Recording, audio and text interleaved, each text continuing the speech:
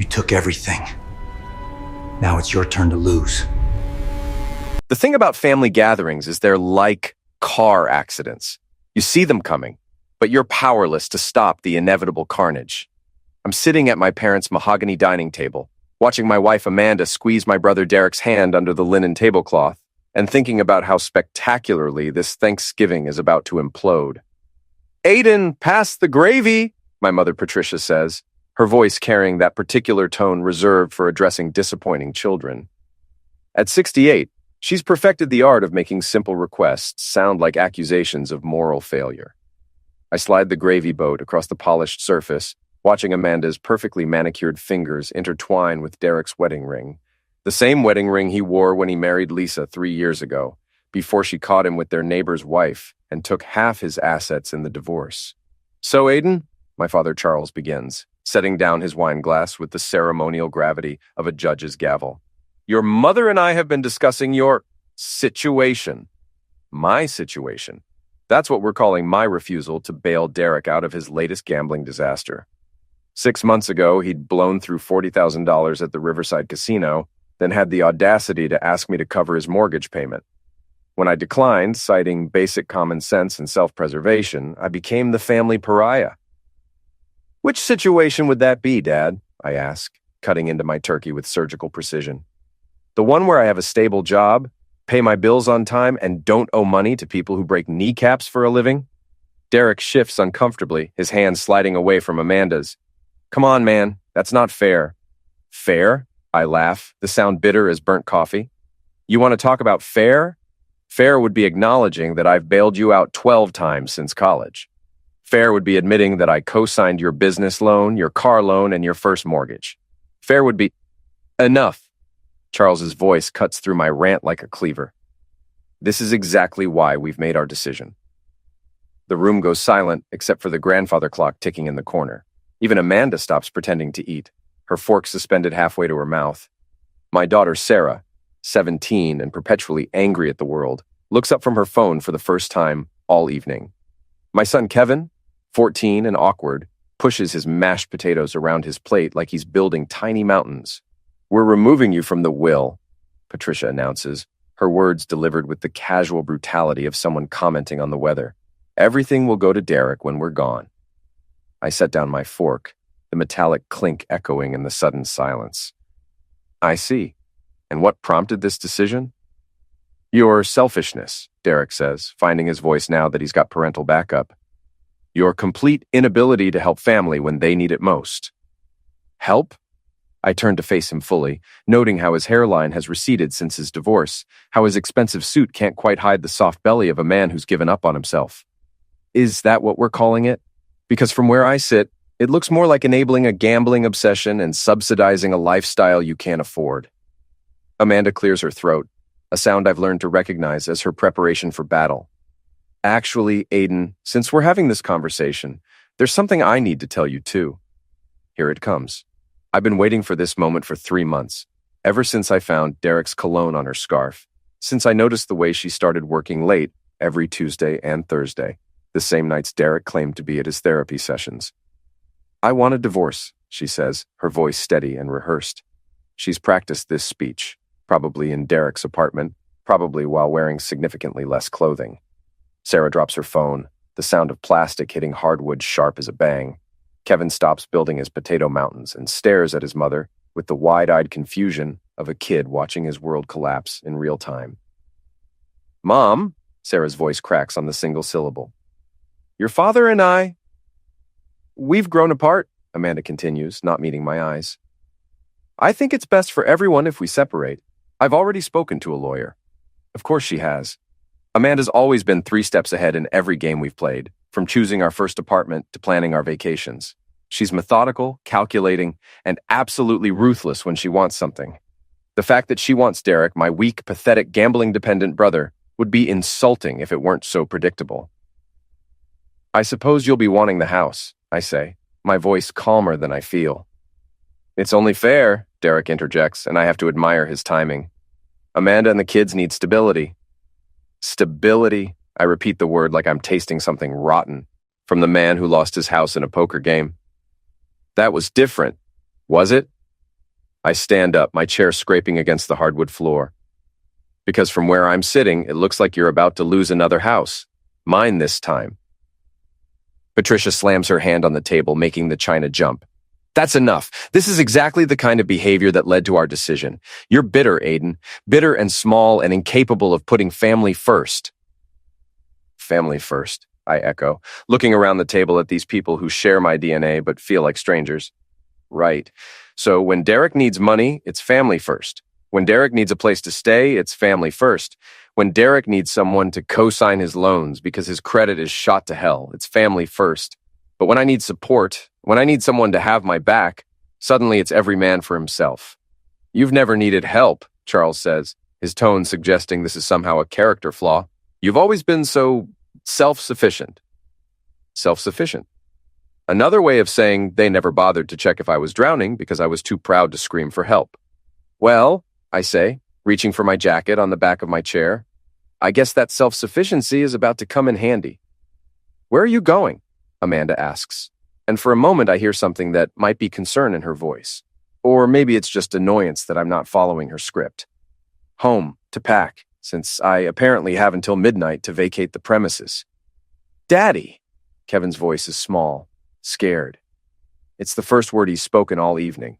I look at my son, this awkward, brilliant kid who builds computers in his spare time and reads science fiction novels under his covers with a flashlight. In 6 months, he'll be living with Derek, calling him Dad at baseball games and birthday parties. The thought makes my chest tight. I'll see you soon, buddy, I tell him, and I mean it, even though I have no idea how I'm going to make that promise work. Sarah stands up so fast her chair tips backward. This is so messed up, she shouts, tears streaming down her face. You're all horrible. Daddy's the only one who never lies to us. She runs from the room, her footsteps thundering up the stairs. A door slams somewhere in the distance. Look what you've done, Amanda says, but she's looking at me, not at Derek or my parents or the situation they've all created together. What I've done? I laugh, and it's not a pleasant sound. Lady, I haven't even started. I walk to the front door, past the family photos that line the hallway. Derek's graduation, Derek's wedding, Derek's promotion to regional manager before he got fired for missing too much work. My own achievements are notably absent, but that's nothing new. Aiden, Charles calls after me. Don't do anything you'll regret. I pause with my hand on the doorknob, looking back at this tableau of family dysfunction. Amanda's already moved her chair closer to Derek's. Kevin's staring at his plate like it holds the answers to life's mysteries. Patricia's pouring herself another glass of wine. The only thing I regret, I say, is not seeing this coming sooner. I step out into the cold November air, pulling out my phone as I walk to my car. By the time I reach the end of their driveway, I've made 17 phone calls and sent 43 text messages. My family's phones are about to start ringing, and when they answer, they're going to discover that being self-sufficient has its advantages, especially when you're the one with all the passwords. The Riverside Motel isn't exactly the Four Seasons, but it has two things going for it. It's cheap, and it doesn't ask questions. The carpet is the color of old mustard, the bedspread looks like it survived a small war, and the shower makes sounds like a dying whale. But the Wi-Fi works, and that's all I need for what comes next. I'm sitting on the bed with my laptop open, surrounded by papers, bank statements, and legal documents. The irony isn't lost on me. While Amanda and Derek were planning their romantic betrayal, I was handling all the boring administrative details of our life. Paying bills, managing investments, maintaining insurance policies, filing taxes, all those tedious responsibilities that Amanda found so beneath her. My phone buzzes. Derek's name flashes on the screen for the 15th time in 2 hours. I let it go to voicemail. The thing about being married to someone for 18 years is that you learn their patterns. Amanda's pattern was simple. She wanted the benefits of being an adult without any of the responsibilities. She wanted the nice house, the good credit, the financial security, but she didn't want to know how the sausage was made. So I made the sausage. I handled everything, which means everything is in my name. The house? My name on the deed, because Amanda's credit score was shot when we got married thanks to some creative financial decisions in college. The cars? Both registered to me, both loans in my name. The bank accounts? Joint accounts technically, but I'm the primary holder on all of them. The credit cards, the investment accounts, the kids' college funds, all of it flows through me. Amanda and Derek are about to learn a very expensive lesson about the importance of reading the fine print. My laptop chimes with an incoming email. It's from Janet Morrison, the divorce attorney I consulted 6 months ago when I first suspected Amanda was cheating. Janet's response is exactly what I hoped for. Based on the documentation you've provided, your position is extremely strong. Infidelity is still grounds for fault-based divorce in this state, and given that all marital assets are primarily in your name, you have significant leverage. We should meet as soon as possible. I close the laptop and lean back against the headboard, which creaks ominously under my weight. Through the thin walls, I can hear a couple arguing in the next room about money. The woman's voice is shrill, desperate. The man's voice is tired, defeated. It's like listening to a preview of Derek and Amanda's future. My phone buzzes again. This time it's a text from Amanda. The credit cards aren't working. I type back, "That's weird. Have you tried calling the bank?" 3 dots appear, disappear, appear again. Finally, "Aiden, what did you do?" "Nothing illegal," I respond. "Just exercising my rights as the primary account holder to review our financial situation. You know, like a responsible adult." The dots appear and disappear for a full minute before she responds. "This is childish." Childish would be having an affair with my brother and then expecting me to pay for your divorce lawyer. No response to that one. I get up and walk to the window, pulling back the curtain to look out at the parking lot. It's full of cars that have seen better days, vehicles belonging to people who've made mistakes or had bad luck or both. 6 hours ago, I was living in a 4-bedroom colonial with a 2-car garage and a mortgage payment I could handle. Now I'm here, in a room that smells like disinfectant and broken dreams. But here's the thing they don't understand. I'm not broken. I'm angry, and angry is dangerous. My phone rings. Charles this time. I answer on the 4th ring. "What have you done?" he demands without preamble. "Happy Thanksgiving to you too, Dad." "Don't play games with me, Aiden. Amanda called. She says you've frozen all the accounts." "Not frozen, secured. There's a difference." "This is ridiculous. You're acting like a child." "A child?" I laugh, and it echoes off the motel room walls. "Dad, I'm acting like someone who just discovered his wife has been sleeping with his brother while his parents plan to disinherit him. If this is childish behavior, what exactly would mature behavior look like?" Silence on the other end. Then, "You need to fix this." "Actually, I don't. What I need to do is protect my interest and my children's interests, which coincidentally is exactly what I'm doing." "Aiden, no." The word comes out harder than I intended. For 18 years, I've been the responsible one. The one who pays the bills, handles the problems, cleans up everyone else's messes. And what did it get me? A cheating wife, a gambling addict brother, and parents who think I'm the problem? That's not— It is, Dad. It's exactly that. So here's what's going to happen. I'm going to handle this situation the same way I handle everything else. Methodically, legally, and with absolutely no regard for anyone else's feelings. Just like you taught me. I hang up before he can respond. The couple next door has stopped arguing. Now there's just silence, which somehow feels more ominous than the shouting. I wonder if they've reached some kind of resolution, or if they've just run out of things to say to each other. My phone buzzes with a text from Derek. "We need to talk." I stare at the message for a long moment, then delete it without responding. Derek and I are way past talking. We're in action territory now. I open my laptop again and start making a list. Not a to-do list, a target list. Every person who participated in today's ambush, every person who knew what was coming and said nothing, every person who thought they could humiliate me and walk away unscathed. Amanda's at the top, obviously. Then Derek, then my parents. But there are others. Amanda's best friend Jessica, who's been covering for the affair, Derek's buddy Mike, who's been providing alibis, the whole network of enablers and co-conspirators who thought they were so clever. They have no idea what's coming. I spend the next 3 hours making phone calls, sending emails, and accessing online accounts. By midnight, I've canceled all the credit cards, transferred the emergency funds to a new account, and put fraud alerts on everything else. I've also done something that's going to make tomorrow very interesting for everyone involved. At 12:47 a.m., my phone starts ringing. Amanda again. I let it go to voicemail, then listen to the message. "Aiden, this is insane. You can't just cut us off like this. We have kids to feed, bills to pay. I know you're angry, but this isn't the way to handle it. Call me back. Please." The desperation in her voice is almost satisfying. Almost. I delete the message and turn off the phone. Tomorrow is going to be a very long day, and I need sleep. But first, I have one more call to make. Morrison Law Office, this is Janet. Janet, it's Aiden Locke. I know it's late, but I wanted to let you know that things have accelerated. I'm ready to file. What happened? I tell her about Thanksgiving dinner, about the ultimatum, about Amanda's announcement. Janet listens without interrupting, occasionally making small sounds of professional interest. Well, she says when I finish, they certainly made this easy for us.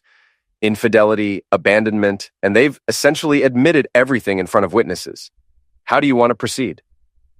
Aggressively, I say. I want full custody. I want the house, and I want her to pay support. That's ambitious, but given the circumstances, not unreasonable.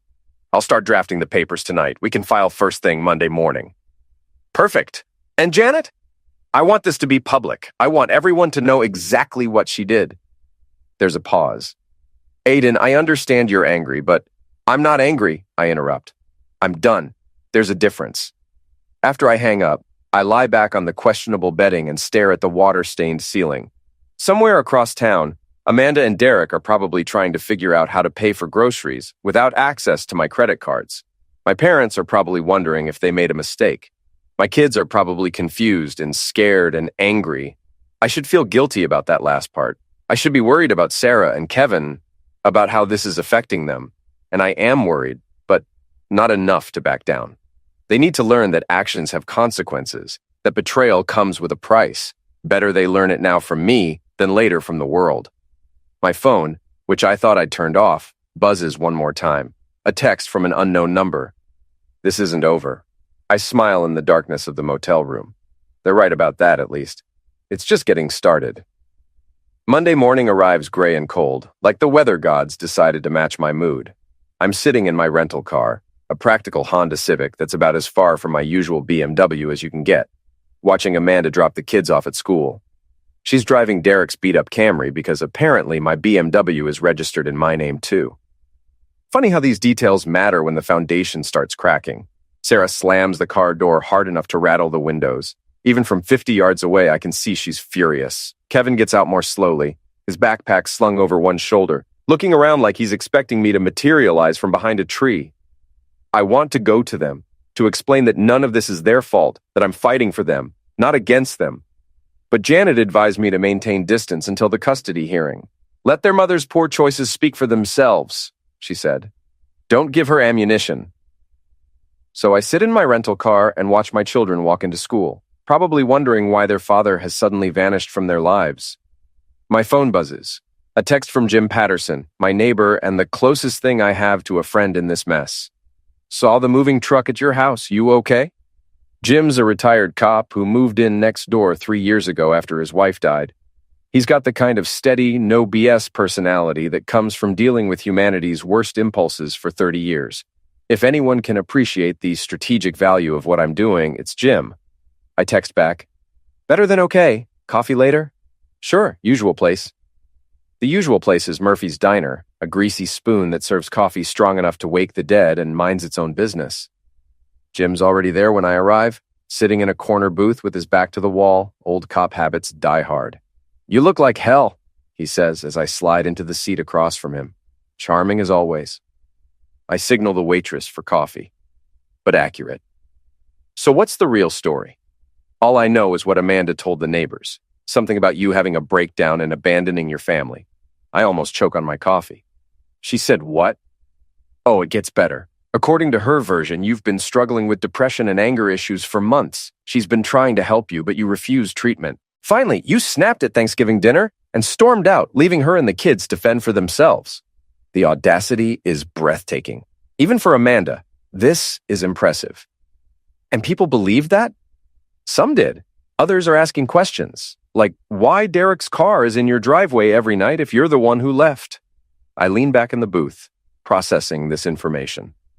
Amanda's always been good at controlling narratives, at presenting herself as the sufferer in every situation, but she's overplayed her hand this time. Jim, I need a favor. He raises an eyebrow. Legal favor or the other kind? The legal kind, mostly. I explain the real situation, the affair, the ambush at Thanksgiving, the financial maneuvering. Jim listens without judgment, occasionally nodding or asking clarifying questions. When I finish, he's quiet for a long moment. So, what do you need from me? Documentation. You've got a good camera, and you know how to use it without being obvious. I need proof of what's really going on at my house. Surveillance on your own property. That's creative. Is it legal?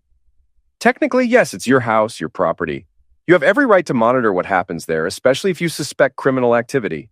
Criminal activity, Jim grins, and for a moment I see the cop he used to be. Infidelity is still a crime in this state, even if it's rarely prosecuted. And if Derek's gambling debts are as bad as you say, there might be other interesting visitors to document. We spend the next hour planning what Jim diplomatically calls information gathering. By the time we leave Murphy's, I'm feeling something I haven't felt since Thanksgiving: hope. That afternoon, I'm in my new temporary apartment, a furnished one-bedroom that's clean, quiet, and completely impersonal, when Janet calls with an update. I filed the papers this morning, she says. Amanda should be served by end of business today. How did she react to the custody motion? She doesn't know about it yet. The process server will deliver everything at once: divorce papers, custody motion, restraining order, and the motion to freeze joint assets pending resolution. Restraining order? Standard procedure in contested custody cases. It prevents either party from taking the children out of state or making major decisions without court approval. Given that Amanda's already threatened to leave, it seemed prudent. I can hear papers rustling in the background. There's something else, Aiden. Amanda's attorney called this morning. She hired someone already? Richard Steinberg. He's expensive, which is interesting given her current financial situation. I don't need to ask who's paying Steinberg's retainer. Derek might not be able to cover his gambling debts, but apparently he can afford a lawyer for his mistress. What did Steinberg want? To negotiate. He claims Amanda's willing to be reasonable about asset division if you drop the infidelity allegations and agree to joint custody. And I told him we'd consider any reasonable offer, but that the infidelity allegations are well documented and non-negotiable. Good. What's our timeline? Temporary custody hearing is scheduled for next Friday. Full divorce proceedings will take longer, but if we can establish temporary custody and support arrangements, that gives us significant leverage. After Janet hangs up, I sit in my generic apartment and think about leverage. For 18 years, Amanda had all the leverage: the kids, the house, the social connections. She made the decisions about where we lived, where the kids went to school, how we spent our money. I went along with it because it seemed easier, because I thought that's what marriage was supposed to be. Now the leverage has shifted, and she doesn't know how to handle it. My phone buzzes with a text from an unknown number. You're destroying your own family. I stare at the message for a moment, then screenshot it before responding. I'm saving my family from people who would destroy it. No response. At 6:30 p.m., Jim calls. Got something you need to see. I drive to his house where he's set up a laptop on his kitchen table. On the screen is a video feed from a camera positioned to watch my front door. This was about an hour ago, he says, hitting play. On the screen, I watch Derek's Camry pull into my driveway. Derek gets out first, then Amanda. But there's a third person in the car, a woman I don't recognize. Who's that? I ask. According to the license plate, the car belongs to Maria Santos. She works for a private investigation firm downtown. I watch as the three of them approach my front door. Derek has a key, of course he does, and they go inside. 20 minutes later, they come out carrying boxes. What's in the boxes? Hard to tell from this angle, but they made 3 trips. Whatever they're taking, it's not clothes. We watch the rest of the footage in silence. After they load the boxes into Derek's car, Amanda and the investigator have what looks like an intense conversation on the front porch. The investigator takes photos of the house, the yard, even the mailbox. She's building a case, Jim says. For what? Abandonment, most likely. She's documenting that you left the family home, that Derek had to step in to help with the kids. The boxes probably contain anything that might make you look bad. Financial records, personal items, anything that supports her narrative. I feel a cold rage building in my chest. They're in my house, going through my things, building a case against me. Yeah, and it's all perfectly legal since Amanda still has a right to access the marital home. But Derek doesn't. Jim grins. No, he doesn't. That's trespassing, and now we have it on video.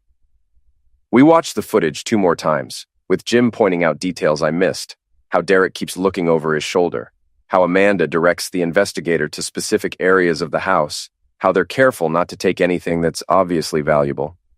They're smart, Jim admits, but not smart enough. What do you mean? Check this out. He rewinds to a moment when Derek is carrying a box to the car.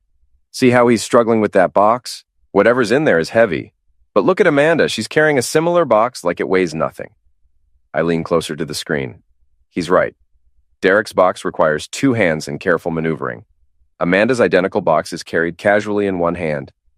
So either Amanda's stronger than she looks, or her box is empty. They're staging evidence, making it look like they're removing more than they actually are. The implications hit me like a physical blow. They're going to claim I cleaned out the house before I left, that I took everything valuable and left them with nothing. That would be my guess. Good thing we have video proof of what actually happened. I watched the footage 1 more time, memorizing every detail. Amanda's face when she directs the investigator, Derek's nervous glances, the careful choreography of their deception. Jim, I need another favor. I'm listening. How would you feel about doing a little more surveillance, the kind that might catch them in the act of something really stupid? His grin widens. Son, I thought you'd never ask. The thing about surveillance is that it's 90% boredom and 10% pure adrenaline. I'm learning this firsthand as I sit in Jim's pickup truck at 7 a.m. on Wednesday morning, watching Derek's apartment through binoculars that probably cost more than my monthly rent at the motel. Movement, Jim says quietly, adjusting the telephoto lens on his camera. Derek's front door opens, and he steps out wearing yesterday's clothes and the kind of haggard expression that comes from not sleeping. He looks around nervously before walking to his car, a paranoid habit he's developed since I froze the bank accounts. Where do you think he's going? I ask. Probably to your house. Amanda texted him 20 minutes ago. I don't ask how Jim knows about Amanda's text messages. Some things are better left unquestioned. We follow Derek at a distance, Jim's police training evident in the way he maintains perfect spacing and uses other vehicles for cover. Derek drives like a man with something to hide, checking his mirrors constantly, taking unnecessary turns, stopping at yellow lights. He's scared, Jim observes. Good, he should be. Derek pulls into my driveway, at my house, where my children are getting ready for school. The casual violation of it makes my jaw clench. Through the telephoto lens, we watch Derek let himself in with his key. 5 minutes later, Amanda appears at the front door, still in her bathrobe. They have what looks like an argument on the front porch, with Amanda gesturing angrily and Derek shaking his head. Trouble in paradise, Jim murmurs, snapping photos. The argument escalates. Amanda shoves Derek hard enough to make him stumble backward. He says something that makes her face go white with rage. She slaps him. Well, that's interesting, Jim says, the camera clicking rapidly. Derek gets back in his car and drives away, leaving Amanda standing on the porch in her bathrobe, looking like she wants to hit something else. A few neighbors have come out to get their morning papers, and I can see them watching the drama with undisguised interest. Amanda's always been good at keeping up appearances, I tell Jim. This is new. Stress makes people sloppy, and desperate people make mistakes. We follow Derek to his next stop, a pawn shop on the south side of town.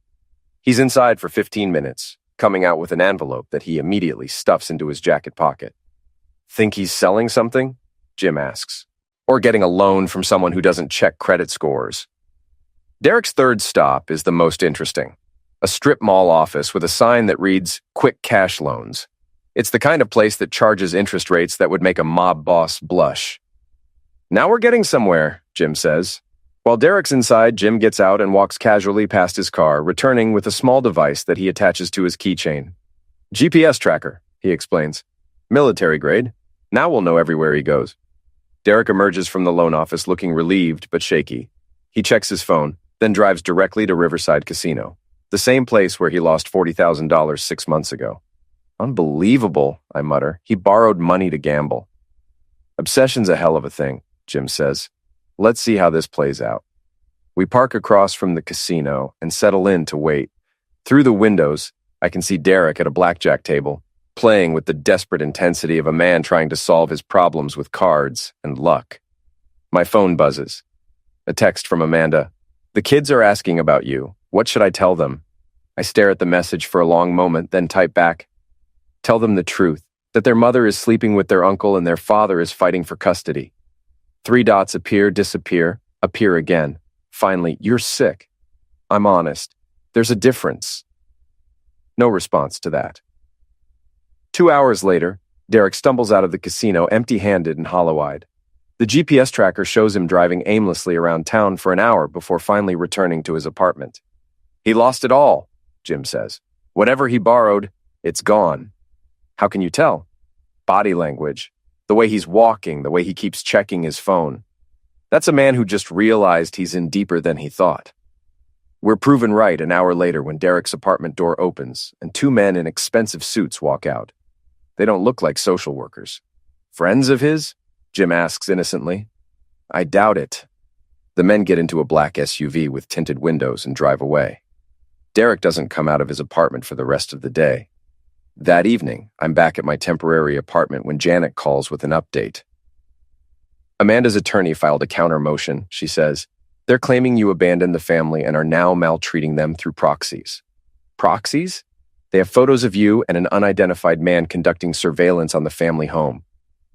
I look out my window at Jim's truck in the parking lot. How do they know about Jim? Good question. Either they spotted you, or they have their own surveillance operation running. The implications are unsettling. Amanda's always been thorough, but hiring a private investigator suggests a level of planning that goes beyond simple infidelity. What's our response? We stick to the facts. You have every right to monitor your own property, especially given credible concerns about Derek's gambling debts, potentially putting the children at risk. Speaking of which, I have some new information about those debts. I tell Janet about Derek's visits to the pawn shop and loan office, about the casino, about the men in suits. She listens with professional interest. "This is good," she says when I finish. "If we can document that Derek's gambling is escalating and that he's potentially brought criminal elements into contact with your children, that strengthens our custody case significantly. How do we document it?" "Leave that to me. I have contacts in law enforcement who can run background checks on Derek's recent associates." After Janet hangs up, I sit in my apartment and think about escalation. Every move I make prompts a counter move from Amanda and Derek. Every piece of evidence I gather, they try to counter with evidence of their own. It's like a chess game, where the stakes are my children's future. My phone buzzes with a text from Jim. "You need to see this. Now." I drive to Jim's house, where he's set up multiple monitors showing different camera angles of my neighborhood. On the main screen, I can see Derek's car in my driveway again, but this time there are 2 other vehicles, a van with no windows and another SUV. "How many people are in there?" I ask. "At least 6. They've been inside for 2 hours. On the screen, I watch strangers moving through my house carrying boxes and equipment. It's like watching a burglary in slow motion. What are they taking? Everything. Furniture, electronics, personal items. They're cleaning the place out. The rage that's been building for days finally boils over. They can't do this. It's my house. Technically, it's the marital home, and Amanda has legal access. But Derek and his friends? That's breaking and entering. Can we stop them? Jim's smile is carnivory. "Son, I was hoping you'd ask." He picks up his phone and dials 911. "Yes, I'd like to report a burglary in progress." 20 minutes later, 3 police cars pull up to my house with lights flashing. The van and SUV disappear out the back alley, but Derek's car is still in the driveway when the officers knock on the front door. We watch through the telephoto lens as Amanda answers the door in her bathrobe, clearly trying to look like the innocent homeowner. The officers are polite but persistent, asking questions and taking notes. Derek appears in the doorway, and I can see him trying to explain his presence to the officers. One of the cops is writing in his notebook while Derek gestures frantically. "What happens now?" I ask. Now we wait and see if Derek's story holds up under scrutiny. But either way, we've got them on video with people who just fled a police investigation. My phone buzzes. Amanda calling. I answer on the 4th ring. "What did you do?" she hisses. "I reported suspicious activity at my house, like a responsible homeowner. Those were movers, Aiden. You were just what? Stealing my belongings with the help of Derek's gambling buddies?" Silence on the other end. "Here's what's going to happen, Amanda. You're going to put everything back exactly where you found it. You're going to change the locks and give me the only key. And you're going to explain to the children why strangers were going through their father's things. I can, and I will. because unlike you and Derek, I actually understand how the law works. I hang up before she can respond. On the monitor, I watch the police officers finish their investigation and drive away. Derek's car is still in the driveway, but now there's a police report documenting his presence during a suspected burglary. Think that'll be enough? Jim asks. It's a start, but they're not going to give up easily. Good, Jim says, checking his camera equipment. I was starting to get bored. Looking at the monitors, watching my house like it's a crime scene, I realize we've crossed a line. This isn't just about divorce and custody anymore. It's about survival. Mine, my children's, and whatever's left of the life I thought I was building. Amanda and Derek wanted a war. Now they're going to get one. Friday morning arrives with the kind of crisp clarity that makes everything look sharper, more defined. I'm standing outside the county courthouse in my best suit, the navy blue one Amanda always said made me look like an undertaker, watching lawyers and litigants stream up the stone steps like soldiers heading into battle. Janet meets me at the security checkpoint carrying a briefcase that looks heavy enough to contain actual ammunition. Ready for this? She asks. As ready as someone can be for having their life dissected in public. Remember what we discussed.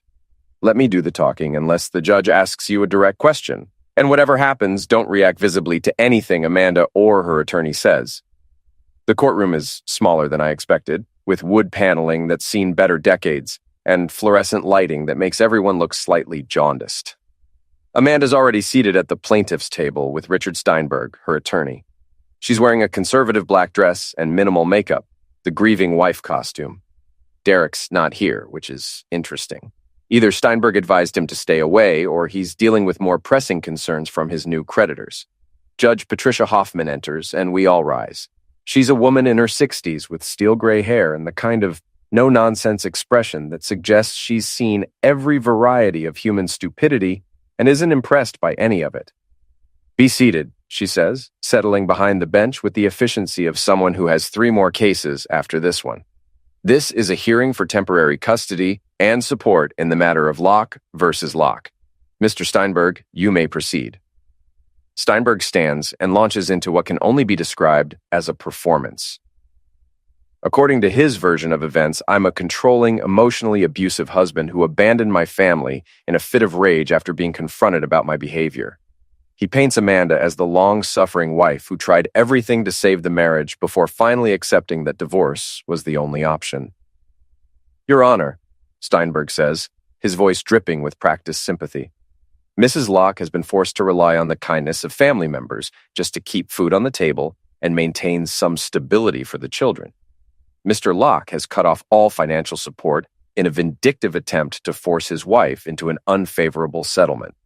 He presents a stack of documents, photos of Amanda looking distraught, statements from neighbors about my erratic behavior, financial records showing the frozen accounts. Mrs. Locke is not asking for anything unreasonable, Steinberg continues. She simply wants temporary support sufficient to maintain the children in their family home, and shared custody arrangements that prioritize the children's best interests over their father's wounded pride. When he sits down, Judge Hoffman turns to Janet. Miss Morrison? Janet stands and opens her briefcase. Your Honor, Mr. Steinberg has presented a compelling fiction, but the facts tell a very different story. She places a photograph on the evidence table, one of Jim's surveillance photos showing Amanda and Derek embracing on the front porch. Mrs. Locke has been conducting an extramarital affair with her husband's brother, Derek Locke, for approximately 6 months. This affair was revealed to Mr. Locke at a family gathering, where he was simultaneously informed that he was being disinherited and that his wife was filing for divorce. More photographs follow, Derek's car in the driveway at various times, the 2 of them entering and leaving the house together, the argument on the porch. Rather than abandoning his family, Mr. Locke removed himself from an untenable situation and immediately took steps to protect both his interests and his children's interests. The frozen accounts were a necessary measure to prevent Mrs. Locke and her paramour from dissipating marital assets. Judge Hoffman examines the photographs with the detached interest of someone reading a grocery list. Mr. Steinberg, do you have a response to these allegations? Steinberg's composure slips slightly. Your Honor, my client's personal relationships are not relevant to the question of child custody and support. Mr. Locke is attempting to deflect attention from his own abandonment of his responsibilities as a father. On the contrary, Janet interjects, Mr. Locke's concerns about his brother's influence on his children are entirely relevant, particularly given Mr. Derek Locke's recent criminal activities. She produces another set of documents, police reports, casino records, loan documents that Jim's law enforcement contacts somehow obtained. Derek Locke has accumulated significant gambling debts and has recently borrowed money from unlicensed lenders. 3 days ago, he was present during a suspected burglary at the family home, an incident that required police intervention. Amanda's face goes white. Steinberg looks like he's swallowed something unpleasant. Judge Hoffman leans forward. Miss Morrison, are you alleging that children were present during this incident? No, Your Honor. The children were at school, but the incident demonstrates the kind of criminal element that Mrs. Locke's relationship with Derek Locke has brought into their lives. Objection, Steinberg says weakly. This is character assassination, not evidence. Mr. Steinberg, Judge Hoffman says dryly, this is a family court hearing, not a criminal trial. Character is exactly what we're here to assess. Miss Morrison, do you have additional evidence? Janet produces a thick folder. Your Honor, we have documented evidence of Mrs. Locke's financial irresponsibility, her attempts to alienate the children from their father, and her ongoing relationship with a man who poses a potential danger to those children. She spreads out bank statements, credit card bills, and transcripts of text messages. Mrs. Locke has consistently lived beyond the family's means, accumulating debt that Mr. Locke was unaware of. She has told the children that their father abandoned them while simultaneously preventing him from contacting them, and she has allowed Derek Locke unlimited access to the family home, despite knowing about his gambling obsession and criminal associations. Judge Hoffman spends several minutes reviewing the documents. The courtroom is silent, except for the whisper of turning pages and the distant sound of traffic outside. Finally, she looks up. Mrs. Locke, I'm going to ask you some direct questions, and I want direct answers. Are you currently in a romantic relationship with Derek Locke? Amanda looks at Steinberg, who nods reluctantly. Yes, Your Honor. How long has this relationship been ongoing? About 4 months. Were you engaged in this relationship while still living with your husband? A longer pause. Yes. Are you aware of Derek Locke's gambling activities? Yes, but he's getting help. What kind of help? Amanda looks lost. He said he was going to therapy. Judge Hoffman makes a note. Mr. Locke, I have some questions for you as well. I stand up. Yes, Your Honor. Why didn't you attempt to work out these marital problems through counseling or mediation before taking such drastic financial measures? It's a fair question, and I've been preparing for it. Your Honor, I discovered the affair 6 months ago, but chose not to confront it immediately, hoping it would end on its own. During that time, I suggested marriage counseling twice. My wife refused both times, saying our problems weren't serious enough to require professional help. When I discovered the extent of her financial deception and was ambushed with divorce papers at a family gathering, I realized that negotiation was not an option. Do you believe you can co-parent effectively with Mrs. Locke given the current level of animosity? Your Honor, I want what's best for my children. If Mrs. Locke is willing to prioritize their welfare over her relationship with my brother, I'm willing to work with her. But I cannot allow my children to be exposed to the instability and potential danger that Derek Locke represents. Judge Hoffman nods and makes more notes. I'm going to take a 15-minute recess to review these materials. When we return, I'll issue my ruling on temporary custody and support. The recess feels like 15 hours instead of 15 minutes. Amanda and Steinberg huddle together, their conversation growing increasingly heated. At one point, Amanda starts crying and Steinberg has to hand her tissues. Janet and I sit in silence. There's nothing left to say. We've presented our case, and now it's up to Judge Hoffman to decide whether my children will continue living with their adulterous mother and her gambling-dependent boyfriend, or whether they'll have a chance at stability with me. When court reconvenes, Judge Hoffman's expression is unreadable. I've reviewed all the evidence presented today, and I'm prepared to issue my ruling on temporary arrangements pending the final divorce decree. She looks directly at Amanda. Mrs. Locke, while I understand that marriages sometimes fail and people form new relationships, the timing and circumstances of your affair show a concerning lack of judgment. More troubling is your apparent willingness to expose your children to someone with serious obsession and legal problems. Amanda's crying harder now, but Judge Hoffman continues without sympathy. Mr. Locke, while your financial maneuvers were aggressive, they appear to have been both legal and necessary to protect marital assets from dissipation. She shuffles her papers. Therefore, I'm awarding temporary primary custody to Mr. Locke, with supervised visitation for Mrs. Locke pending resolution of her housing situation and her relationship with Derek Locke. The words hit like a physical blow. Amanda gasps audibly. Steinberg starts to stand, then sits back down. Furthermore, Mrs. Locke will pay temporary child support in the amount of $800 per month, and she is enjoined from allowing Derek Locke any contact with the minor children pending further court order. Judge Hoffman bangs her gavel. This court is adjourned. As people file out of the courtroom, Amanda turns to look at me with an expression of pure hatred. This isn't over, she whispers. She's right about that. But for the first time since Thanksgiving, I feel like I might actually win. The house feels different when you're living in it legally instead of hiding from it. I'm standing in my kitchen again, making coffee and watching Sarah and Kevin eat breakfast like normal teenagers instead of casualties of a custody war. It's been 2 weeks since the court hearing, 2 weeks of slowly rebuilding something that resembles a family. Dad, Kevin says, not looking up from his cereal. Mom called again last night. What did she say? Same thing as always. That she's sorry, that she misses us, that Uncle Derek's not living with her anymore? Sarah snorts. Yeah, right. I saw his car there yesterday when I rode my bike past the apartment. I pause in the act of pouring coffee. You rode past her apartment? Maybe. Sarah's defensive now, the way she gets when she thinks she's in trouble. I just wanted to see where she was living. The apartment is a 2-bedroom unit in a complex that's seen better decades. Amanda's living there with Derek, despite the court order prohibiting his contact with the children, despite her claims that the relationship is over. Some people never learn.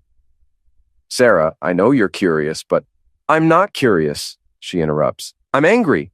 She chose him over us, and now she wants us to feel sorry for her because she has to live in some crappy apartment. Kevin looks up from his cereal. Do you think she'll ever come back? It's a question I've been dreading, because the honest answer is complicated. Amanda could come back. If she ends her relationship with Derek, if she gets her finances in order, if she proves to the court that she can prioritize her children over her personal desires. But that would require her to admit she was wrong. And Amanda has never been good at admitting mistakes. I don't know, buddy. But what I do know is that you and Sarah are safe here. And that's what matters most. My phone buzzes with a text from Jim. You need to see the news. I turn on the television and flip to the local morning show. The anchor, a woman with perfectly styled hair and a practiced expression of concern, is standing outside the Riverside Casino. Federal investigation into illegal gambling operations has resulted in multiple arrests, including several individuals with ties to organized crime. Among those arrested was Derek Locke, a local man who allegedly served as a go-between for illegal sports betting operations. The coffee cup slips from my hand, shattering on the kitchen floor. Sarah and Kevin both look up, startled. Dad? Kevin's voice is small. On the screen, there's footage of Derek being led away in handcuffs, his face hidden behind his jacket. The reporter continues. Locke was allegedly recruited by the gambling ring after accumulating significant personal debts. Federal agents say he was paid to identify other potential sufferers with gambling problems. I grab the remote and turn off the television before the kids can see more. Was that Uncle Derek? Sarah asks. There's no point in lying. They'll find out eventually, and I've promised myself to be honest with them about everything. Yes, it looks like Derek's gambling problems were worse than we thought. Kevin pushes his cereal around the bowl. Is Mom going to be arrested too? No, buddy. Mom didn't do anything illegal. She just made some bad choices about who to trust. But even as I say it, I'm wondering about the implications. Amanda's been living with Derek, sharing expenses, possibly sharing information. If Derek was working with organized crime figures, what else might he have been involved in? My phone rings. Janet Morrison. Aiden, I assume you've seen the news? Just now. What does this mean for the custody case? It means Amanda's credibility just took a significant hit. She's been living with someone who was actively involved in criminal activities while claiming she was trying to rebuild her life. Can we use this? We don't need to. The court will take judicial notice of Derek's arrest, and Amanda's attorney will have to explain why his client continued a relationship with someone under federal investigation.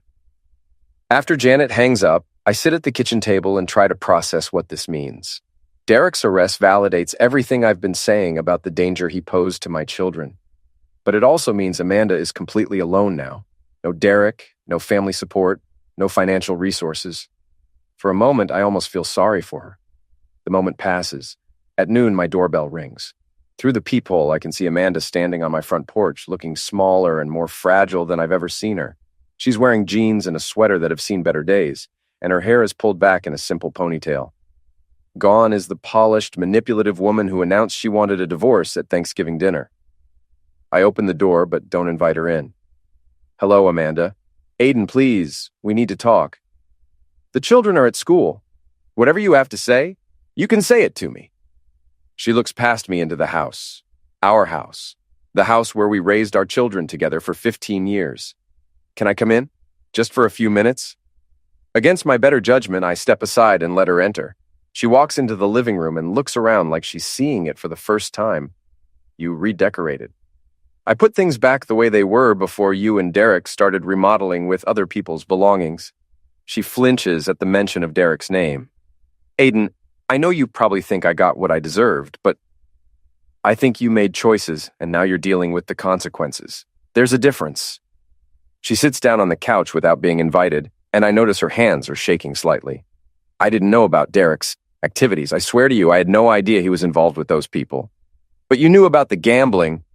Yes, but I thought he was getting help. He said he was going to therapy, that he was dealing with it. And you believed him because it was convenient to believe him. She looks up at me with tears in her eyes. I made mistakes, Aiden. Terrible mistakes. But I'm trying to fix them. How? By continuing to live with Derek even after the court ordered you not to? Her face goes white. How did you... Sarah saw his car at your apartment. Did you really think you could hide it forever? Amanda puts her face in her hands. He had nowhere else to go. His apartment was... There were people looking for him. Dangerous people. I couldn't just throw him out on the street. Yes, you could have. You should have. Because every day you chose to protect Derek was another day you chose him over your children. The words hit her like physical blows. She starts crying in earnest now, the kind of desperate sobs that come from someone who's finally realized how completely they've destroyed their life. I want to come home, she whispers. I want my family back. For 18 years, those words would have been enough. For 18 years, I would have forgiven her, taken her back, pretended that love could overcome any betrayal. But I'm not the same man who sat at that Thanksgiving dinner table 6 months ago. This is my home now, I tell her. Sarah and Kevin's home. You gave up your right to be here when you chose Derek. But the kids need their mother. The kids need stability. They need to know that the adults in their lives will put their welfare first. You've proven that you can't do that. Amanda looks around the room desperately like she's searching for something that will change my mind. What if I leave Derek? What if I get my own place, prove that I can be responsible? Then maybe, eventually, you can have unsupervised visitation. Maybe you can rebuild a relationship with Sarah and Kevin, but you'll never live in this house again, and we'll never be a family again. The finality in my voice seems to break something inside her. She stands up abruptly, wiping her eyes with the back of her hand. You've changed, she says. You used to be kind. I used to be naive. There's a difference. She walks to the front door, then turns back one last time. The kids will forgive me eventually. They'll understand that I made mistakes, but that I love them. Maybe they will. But they'll also understand that love isn't enough if it's not backed up by actions, and they'll remember who was there for them when it mattered. After she leaves, I stand in my living room and look at the family photos on the mantelpiece. Pictures of birthday parties and vacations, Christmas mornings and school plays, a visual history of a family that no longer exists. But maybe that's not entirely true. Maybe family isn't about the people who share your DNA or your history. Maybe it's about the people who show up when everything falls apart, who help you rebuild when the foundation cracks. People like Jim, who spent months documenting the truth when everyone else was content to believe lies. People like Janet, who fought for my children when their own mother wouldn't. People like Sarah and Kevin, who are learning to trust again despite everything they have been through. My phone buzzes with a text from Sarah. Dad, can Kevin and I have friends over for dinner Friday? I want to cook. I text back. Of course. What are you making? Spaghetti and meatballs. Kevin's helping with the sauce. I smile, looking around the house that's finally starting to feel like home again. Outside, I can see Jim working in his yard, probably positioning another camera to monitor some new threat. The man takes security seriously, which I appreciate more than he knows. Derek's arrest will make headlines for a few days, then fade into the background noise of other people's disasters. Amanda will eventually find a way to rebuild her life, with or without her children's forgiveness. My parents will continue to live in their mansion, probably wondering how their golden child ended up in federal prison. But Sarah and Kevin will grow up knowing that their father fought for them when it mattered. They'll understand that sometimes the right thing to do is also the hardest thing to do. And maybe, if I'm lucky, they'll remember that love isn't just a feeling. It's a choice you make every day. The doorbell rings again. This time, it's Jim, carrying a bottle of beer and wearing the satisfied expression of someone who's just watched justice prevail. "Thought you might want to celebrate," he says, holding up the beer. "Celebrate what?" Derek's looking at 5 to 7 years federal time. Amanda's been evicted from her apartment for violating the lease terms, and your ex-father-in-law called 3 times asking if you consider letting them back into the kids' lives. I take the beer and twist off the cap. "What did you tell my father-in-law?" "I told him to call you directly, but I may have mentioned that you're not particularly interested in people who only show up when it's convenient for them." We sit on the front porch, drinking beer, and watching the neighborhood go about its daily business. Normal people living normal lives, dealing with normal problems. It's a luxury I'm just starting to appreciate again. "So, what's next?" Jim asks. "Next, I pick up my kids from school. We have dinner together, help with homework, watch a movie. Normal family stuff?" Sounds boring. Boring sounds perfect. As the sun sets behind the trees, I think about the man I was 6 months ago. The one who went along to get along, who kept the peace at any cost, who believed that being a good husband and father meant never fighting back. That man is gone, replaced by someone harder but more honest, someone who understands that sometimes you have to destroy something completely before you can rebuild it properly. Amanda was right about one thing. I have changed. But she was wrong about the kindness. I'm still kind, but now my kindness has boundaries. I still love my family, but now I understand that love without strength is just enabling. And I've learned that sometimes, when you're pushed into a corner, the only way out is to push back twice as hard. The underdog doesn't always lose. Sometimes, when everything is on the line, the underdog is the one who bites back. And sometimes that bite is exactly what everyone needed all along.